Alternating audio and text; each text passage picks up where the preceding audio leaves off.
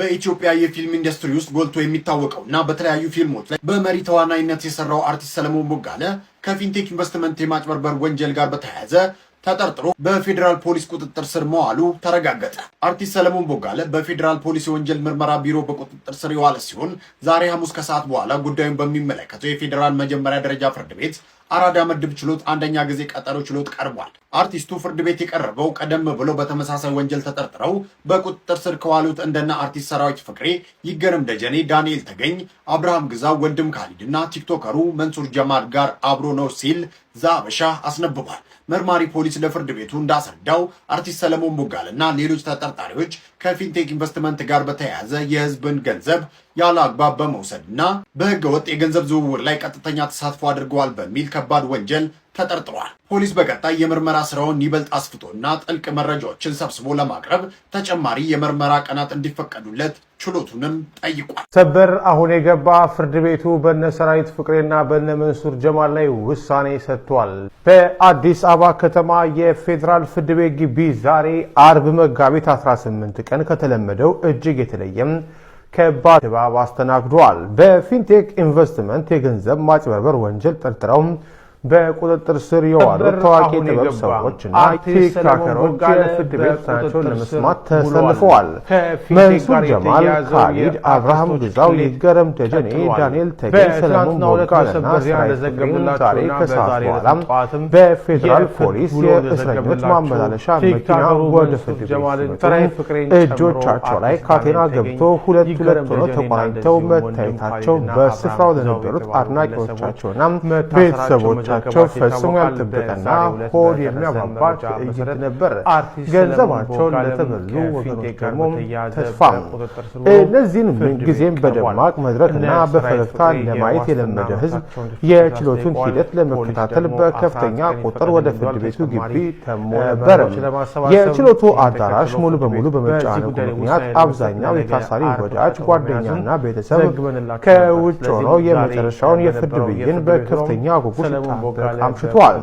ከውጭ የነበረው ቤተሰብና ወዳጅ ዘመድ የነበረው ብቸኛ ተስፋ ምርመራው ተጠናቆም ዛሬ ማታ ታሳሪዎቹ በዋስ ይፈታሉ፣ ከኛም ጋር ወደ ቤታቸው ይመለሳሉ የሚል ነበረ። ተበዳዮች ደግሞ በተቃራኒ እነዚህ አርቲስትና ቲክቶከሮች ጥፋት ምንድነው? ጥፋታቸው ምንድነው? እስቲ ኮሜንት አድርጉልኝ።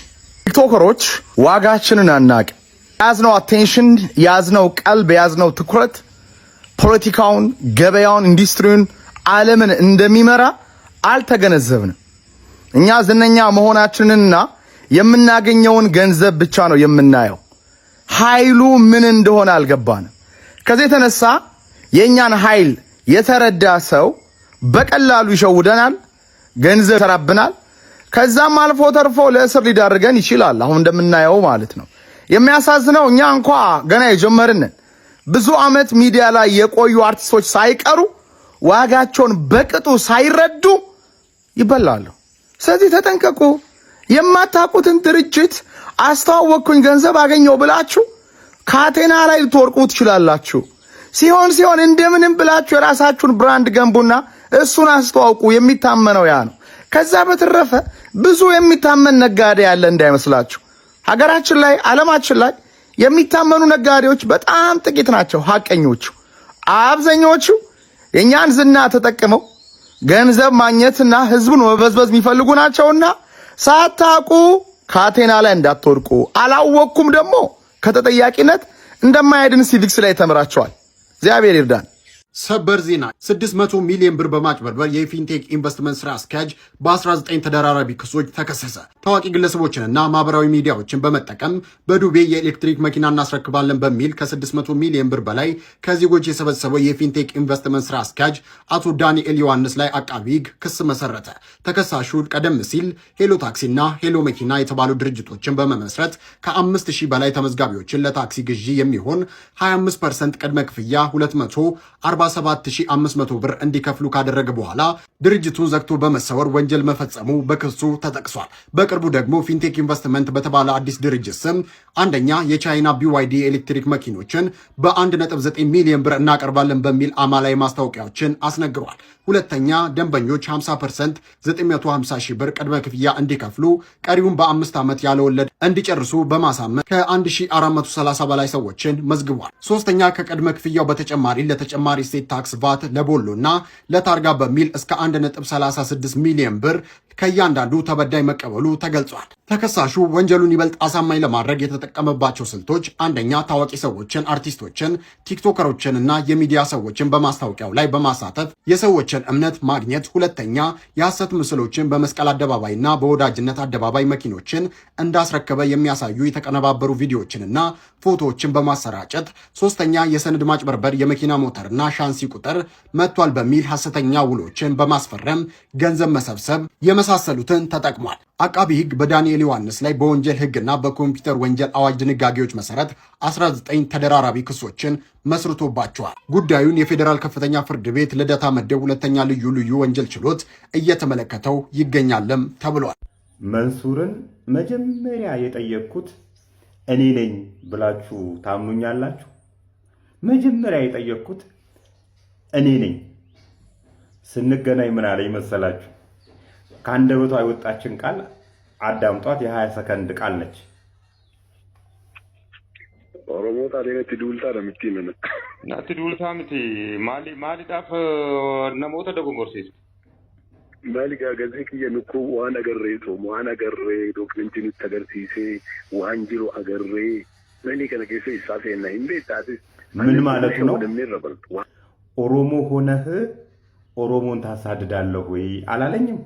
የመጨረሻ የብሔር ካርዱን መዘዛት ማለት ነው።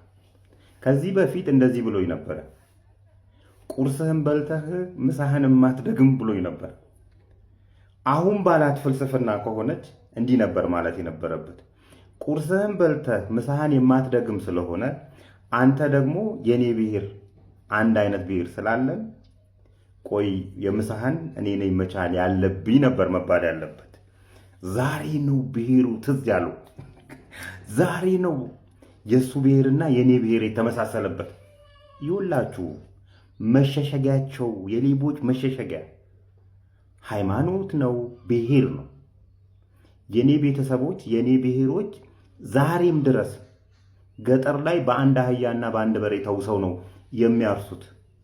ብሔርተኛ ብንሆን ኖሮ ቆይ እስቲ ኢኖቬት አድርጌ እነዚህን ሰዎች ከበሬ ከአህያ ጥገኝነት እናውጣቸው መባል ነበረበት። እኛ ግን ከተማ ገባን፣ ፖለቲካ ለመድን። እዛ በአንድ በሬና በአንድ አህያ በሚያርሰው ብሔራችን ስም ከተማ ገብተን እንሰርቃለን፣ ከተማ ገብተን እናጭበረብራለን። የትኛውም ብሔር ለራሱ ጥቅም ለራሱ ሆድ ሲል እንጂ ለራሱ ብሔር ብሎ የሚሰራ አንድ ግለሰብ አጠሩልኝም፣ አንድ ፖለቲከኛ፣ አንድ ባለሀብት አጠሩልኝ። ሁሉም በብሔሩ በሃይማኖቱ ስር ተሸሽጎ የራሱን ቅርስ ለመሙላት ነው። ጥሩ ማሳያ ነው ይሄ፣ ጥሩ ማሳያ ነው ይሄ። ዛሬ ነው ብሔር ትዝ የሚለው። ከዚህ በፊት ቁርስህን በልተህ ምሳህን የማትደግም ዜጋ ያለኝ ሰው ነው። ቁርሴን በልቼ ምሳዬን ስለማትደግም ላግዝህ አላለኝ። ይሄ ነው ትክክለኛ ምሳሌ ሊሆን የሚችለው። አንድ ሰሞን የጾሙ ሰሞን እስልምና ውስጥ እንዲህ ሲሽሎኮሎክ ነበር። አልተቀበለውም።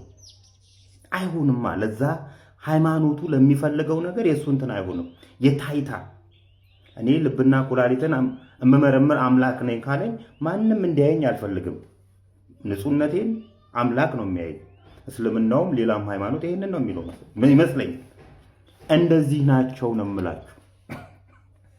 ለማንኛቸውም ያን ጊዜ የነበረኝ መልስ ከዚህ ሰፈር አባረርሃለሁ ነበር ያልኩት። ታስታውሱ እንደሆነ ከዚህ ሰፈር አባረርሃለሁ ነው ያልኩት። በዚህ አጋጣሚ ሰሞኑን ፊንቴክ ኢንቨስትመንት 600 ሚሊዮን ብር ነው ያጭበረበረው የሚለው ዜና ፍጹም የተሳሳተ ዜና እንደሆነ እንድታቆልኝ ይፈልጋሉ። ሪፖርተሮቹ የሚጽፏት የመገንዘብ ድክመት ያመጣችው ጣጣ ነች። 600 ሚሊዮን ብር በሄሎ ታክሲ ብቻ አጭበርብሮ የጠፋት ብር ነች። በፊንቴክ ኢንቨስትመንት በተጨማሪ ከ1430 ሰዎች ላይ ከ950 ሺህ እስከ 1.8 ሚሊዮን ብር አባዙት አራውን 1.6 ቢሊዮን ብር አካባቢ ነው ይመጣው። በተጨማሪ 600 ሚሊዮን ብር 2.2 ሚሊዮን ብር አካባቢ ነው በጠቅላላው እነዚህ ሰዎች ማህበረሰብ ላይ ውድመት ያደረሱት። እና በመጨረሻ ብሔር ላይ የምትለጠፉ ሃይማኖት ላይ የምትለጠፉ ሰዎች ተነክቶባችኋል። አዳነች አቤቤን ምንትሉ አዳነች አቤቤን ስለወደዳችኋት አይደለም፣ የራሳችሁን ከርስ ለመሙላት ነው። ለጠቅላይ ሚኒስትሩ ኩላሊት ካልሰጠን የምትሉ ሰዎች አትሰጡም። ውሸት ነው፣ ውሸት። ለማንኛቸውም መልካም ቅዳሜ። በዚህ በፊንቴክ በ1.6 ቢሊዮኑ የዘረፋ ወንጀል ቀንደኛው ተሳታፊ የነበረው ታደለ ሮባ ለህግ አልቀረበም። ለምንድን ነው? ስለዚህ የህግ ሰዎች ወዬ ሊሏት ይገባል። ሼር ኮምፕሊት ያርጋቸው አድርሱለት። ታድዬ አንተ ሻርኳ የሚያጫውት በቱታና ጸጉን አሳምረ ብር ባየበት ቦታ ሁሉ የማትቀር እርዳታ ድርጅቱን ምን ይሁን ብቻ ጫላ ካለው ስጋ እንዳየውሻ ሳሊቤት እያረክ ምትር ሰውና ገባ። የምን ሽል ማለት ነው? አርቲስቶቹ ተሟልተዋል፣ ዘፋኝ ነው የቀረም ብለዋል። ኮንሰርቱ በደንብ ያማረ እንዲሆንልን ሂጂና ወይ ቤት ተቀላቀያቸው ልጅ ፈልጌ ነው ወይ ራስ ሄደ ደግ እጅን ስጥ። የሻማን ብዙ አትጠየቅም፣ እንድች ብለዘፍነ መቀላቀል ነውና አድርሱለት። ታዲያ የጠፋ ወይራሪው እንፈልጋለን ምን መደበቅ ነው? የዚህ የዘረፋ ወንጀል ቀንደኛ ተባባሪ ነህ፣ ብራንድ አምባሳደር ነህ።